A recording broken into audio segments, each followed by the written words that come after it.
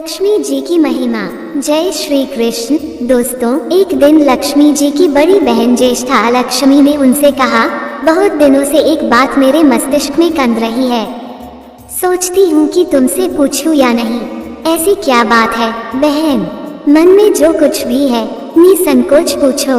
वैसे भी कोई बात मन में ना रखकर उसका समाधान कर लेना ही बुद्धिमानी है। लक्ष्मी जी ने मुस्कुरा कर कहा, लक्ष्मी, मैं अक्सर यही सोचती रहती हूँ कि सुंदरता में हम दोनों बराबर हैं, फिर भी लोग तुम्हारा आदर करते हैं और मैं जहाँ भी जाती हूँ वहाँ उदासी छा जाती है।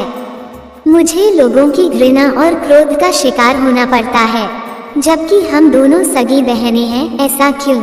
लक्ष्मी जी ने हंसकर कहा, सगी बहन या समान सुंदरता होने से ही आदर नहीं मिलता, उसके लिए अपने को भी कुछ करना चाहिए।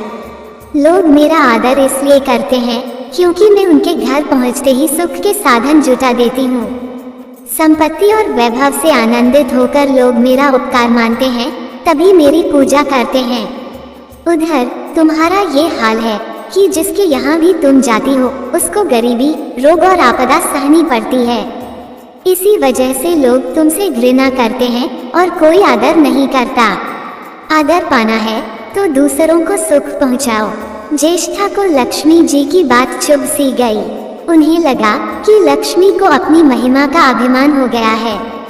उन्होंने तड़प कर कहा, लक्ष्मी, तुम मुझसे हर बात में छोटी हो, अवस्था में भी और प्रभाव में भी। मुझे उपदेश देने का भी विचार ना करो। अगर तुम्हें अपने वैभव का अहंकार है तो मेरे पास भी अपना एक प्रभाव है। मैं जब अपनी पर आ जाऊं तो तुम्हारे करोड़पति भक्त को भी पल भर में भिखारी बना दूं। लक्ष्मी जी को हंसी आ गई और कहने लगी, बहन, तुम बड़ी हो इसलिए कुछ भी कह लो, लेकिन जहाँ तक प्रभाव की बात है मैं तुमसे कम नहीं हूँ। जिसको तुम भिखारी बनाओगी उसे मैं दूसरे दिन रंग से फिर राजा बना दूंगी। मेरी महिमा का अभी तुम्हें पता ही कहाँ है और तुम्हें भी मेरी महिमा का पता ही नहीं है। जिसकी तुम सहायता करोगी उसे मैं दाने दाने के लिए भी मोहताज कर दूंगी। देखो बहन, दाने दाने के लिए तो तुम उसे मोहताज कर सकती हो जिससे मैं रूठ जाऊं, जिसके सिर पर मेरे वरदान का हाथ ना हो। उसका तुम कुछ भी बिगाड़ सकती हो, परंतु जिस पर मेरी कृपा दृष्टि है उसका कोई भी बाल तक बांका नहीं कर सकता।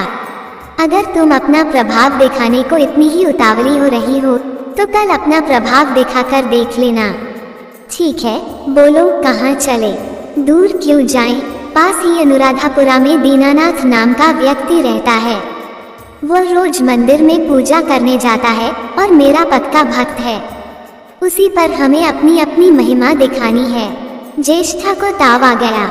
उन्होंने हाथ झटक कर कहा, ठीक है, देख लेना, कल तुम्हारा सिर ही झुक जाएगा। कहकर वह एक ओर चली गई। लक्ष्मी जी वहीं खड़ी बहन के क्रोध और अहंकार पर मुस्कुराती रहीं। दूसरे दिन दोनों बहनें अनुराधापुरा में पहुंची। उन्होंने वेश बदल रखा था। साधारण स्त्रियों की तरह वे दोनों मंदिर के द्वार पर बैठ गईं। लोगों ने देखा अवश्य, किंतु किसी ने उनकी ओर कोई खास ध्यान नहीं दिया। ध्यान देने वाली कोई खास बात थी भी नहीं। वह मंदिर था और वहाँ हर रोज दीन दुखी आते जाते रहते थे।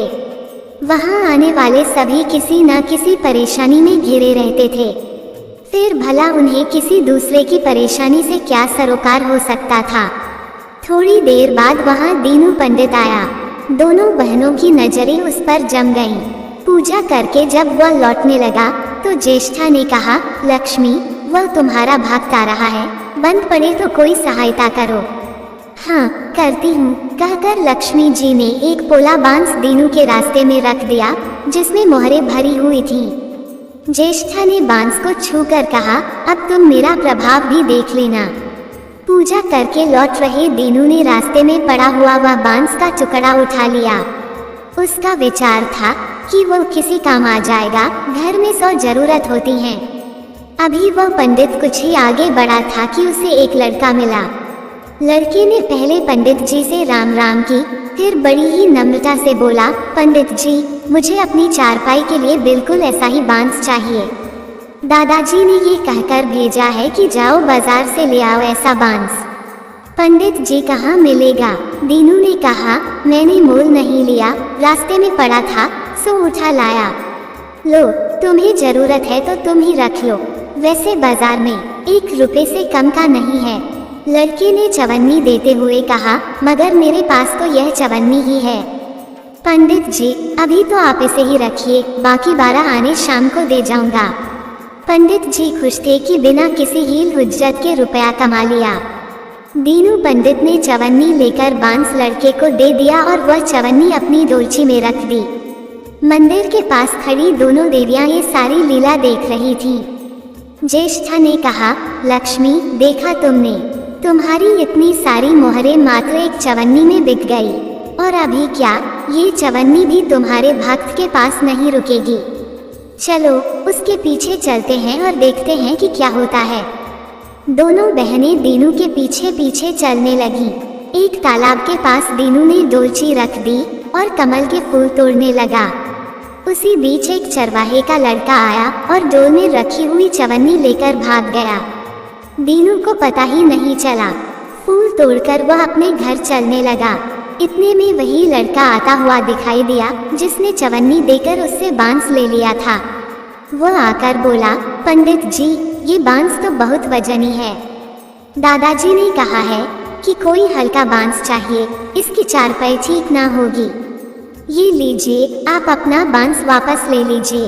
दीनू ने बांस ले लिया, लेकिन चवन्नी तो डोलची में थी ही नहीं। तब उसने कहा, बेटा, चवन्नी तो कहीं गिर गई, तुम मेरे साथ घर चलो, वहाँ दूसरी दे दूंगा। इस समय मेरे पास एक भी पैसा नहीं है, तब आप जाइए, मैं शाम को आकर घर से ले लूंगा। ये कहकर लड़का अपनी राह लौट गया। बांस फिर से पंडित जी के ही पास आ गया और लक्ष्मी जी हल्के से मुस्कुराए। उन्हें इस प्रकार मुस्कुराते देखकर ज्येष्ठा मन ही मन जल उठी। वह बोली, अभी तो खेल शुरू ही हुआ है, देखती चलो कि मैं इसे कैसे टिगने का नाच नचाती हूँ। दीनू बेचारा इन सब बातों से बेपरवाह अपनी ही धुन में आगे बढ़ चला जा रहा था। उसे क्या पता था कि वह शतरंज का मोहरा बना हुआ है। वह तो धूप छांव की भांति दोनों बहनों का प्रभाव सहता चुपचाप चला जा रहा था। आगे चलकर गांव का एक अहीर मिला। उसने दीनू को चवन्नी वापस करते हुए बताया, पंडित जी, मेरा लड़का आपकी डोलची से यह चवन्नी उठा लाया था। वह बड़ा ही शैतान है। मैं आपकी वही चवन्नी लौटाने आया हूँ। हो सके तो उस शैतान को माफ कर दीजिएगा। दीनू ने आशीर्वाद देकर चवन्नी ले ली और प्रसन्न मन से उस लड़के को पुकारने लगा जो शाम को घर आकर चवन्नी लेने की बात कहकर लौटा जा रहा था। आवाज सुनकर लड़का लौट आया। अपनी चवन्नी वापस पाकर वह भी प्रसन्न हो गया। दीनू पंडित निश्चिंत मन से घर की ओर बढ़ने लगा। उसके एक हाथ में पूजा की डोलची थी और दूसरे में वही 5 हाथ का लंबा बांस। राह चलते दीनू पंडित सोच रहा था, बांस तो काफी वजनी है तो मजबूत भी होगा क्योंकि ठोस है। इसे दरवाजे के छप्पर में लगा दूंगा, कई साल के लिए बल्ली से छुटकारा मिल जाएगा। ज्येष्ठा को उसके विचार पर क्रोध आ गया। लक्ष्मी जी के प्रभाव से दीनू को लाभ होता देख वह मन ही मन बुरी तरह जली जा रही थी। जब उन्होंने देखा कि पंडित का घर करीब आ गया है तो कोई उपाय न पाकर उन्होंने दीनू को मारने का विचार किया। उन्होंने कहा, लक्ष्मी, धन संपत्ति तो मैं छीन ही लेती हूँ, अब तुम्हारे भक्त के प्राण भी ले लूंगी। देखो वो किस तरह तड़प तड़प कर मरता है। और वह तुरंत सांप बनकर दीनू की ओर दौड़ पड़ी। लक्ष्मी जी को तनिक भी घबराहट नहीं हुई, वह उसी तरह खड़ी मुस्कुराती रही। सहसा दीनू चौंक पड़ा। एक भयानक सांप फन उठाए उसकी ओर झपट रहा था। प्राण तो सभी को प्रिय होते हैं, उपाय रहते कोई अपने को संकट में नहीं पड़ने देता। दीनू ने पगडंडी वाला रास्ता छोड़ दिया और एक और को भागने लगा, लेकिन सांप बनी ज्येष्ठा उसे भला कहाँ छोड़ने वाली थी। वह तो उस गरीब के प्राणों की प्यासी हो चुकी थी। वह भी दीनू के आगे पीछे दाएं बाएं बराबर दौड़ती ही रही। दीनू घबरा गया। उसने हाथ जोड़कर कहा, नाग देवता, मैंने तुम्हारा कुछ नहीं बिगाड़ा, शांति से अपनी राह लौट जाओ। आखिर क्यों मुझ गरीब के पीछे पड़े हो? व्यर्थ में किसी ब्राह्मण को सताना अच्छी बात नहीं है। लेकिन वह नाग तो ज्येष्ठा का रूप था, जो दीनू को किसी भी तरह डसना चाहता था। प्रार्थना पर कुछ भी ध्यान न देकर वह सांप एक बारगी फुफकार हुआ और झपट पड़ा। जब दीनू ने देख लिया कि बिना संघर्ष किए अब जान नहीं बचेगी, तो उसने प्राण रक्षा के लिए भरपूर जोर लगाकर वही बांस सांप के ऊपर दे मारा। धरती से टकराते ही बांस के 2 टुकड़े हो गए और उसके भीतर भरी हुई मोहरें खन खन कर बिखर गईं, जैसे लक्ष्मी जी हंस रही हों। दीनू के मुंह से हैरतपूर्ण चीख सी निकली। अरे! थोड़ी देर के लिए वह ठगा सा खड़ा आंखें फाड़े उन मोहरों की ओर देखता रहा। एक पल के लिए तो वह सांप को भूल ही गया, परंतु फिर जैसे उसे झटका सा लगा, सांप का ध्यान आते ही उसने उसकी ओर घुमाई तो देखा कि बांस की चोट से सांप की कमर टूट गई है और वह लहूलुहान अवस्था में झाड़ी की ओर भागा जा रहा है। दूसरे क्षण वह मोहरे पर लौट गया और कहने लगा, तेरी जय हो लक्ष्मी माता। जीवन भर का दारिद्र्य आज दूर हो गया। तेरी महिमा कौन जान सकता है। चलो अब घर में बैठकर तुम्हारी पूजा अर्चना करूँगा। और फिर जल्दी जल्दी उसने सारी अंगों में बांध दी और लंबे लंबे कदमों से घर की ओर चल दिया। पीछे एक पेड़ की छाया में खड़ी लक्ष्मी अपनी बहन ज्येष्ठा से मुस्कुराकर पूछ रही थी, कहो बहन, सच बताना, बड़पन की बात मिली या अभी नहीं? बड़पन किसी को कुछ देने में ही है, उसे छीनने में नहीं। ज्येष्ठा ने कोई उत्तर नहीं दिया, वह चुपचाप उदास खड़ी रही।